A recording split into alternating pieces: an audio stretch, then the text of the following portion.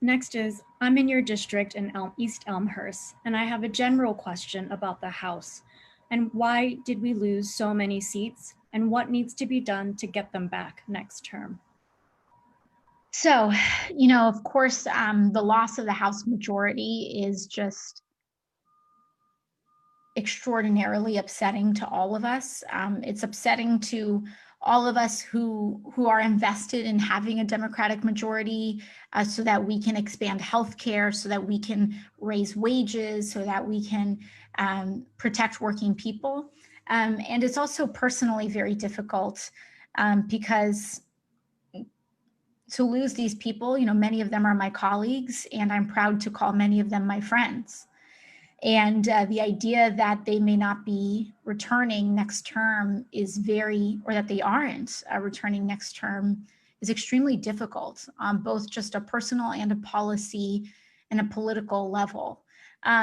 Why did we lose these seats? It's very early to tell. And I don't think that there's any one reason why any person loses an election. I usually tend to think that it's compounding reasons, unless, of course, that member, if there's some scandal or revelation. But usually it's not any one reason why a given candidate loses an election.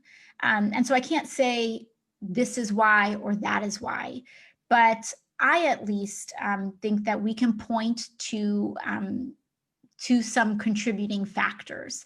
And again, we won't know for sure until we have a lot more data until the results are not only certified but studied. And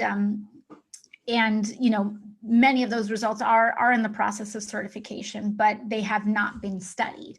And so all of that is just a disclaimer to say that this is not the end all or be all, but I have some thoughts that I've shared over the last week, to consternation. But listen, the fact of the matter is, if we don't get better, we're not going to get better. And getting better requires honest and blunt assessment. If we're not honest with ourselves about our failings, then how can we correct them? And so, in my opinion, there are very tangible ways in which the Democratic Party can be better.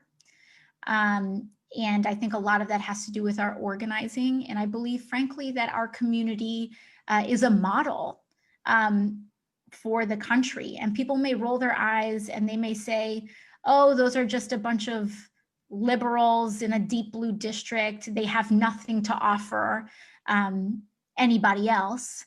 But I disagree. First of all, I think that there's a deep misunderstanding of our community and our district.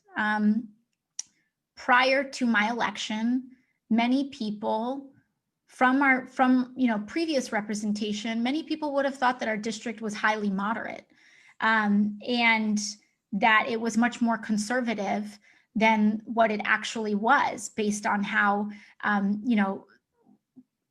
previous administrations and previous seats had.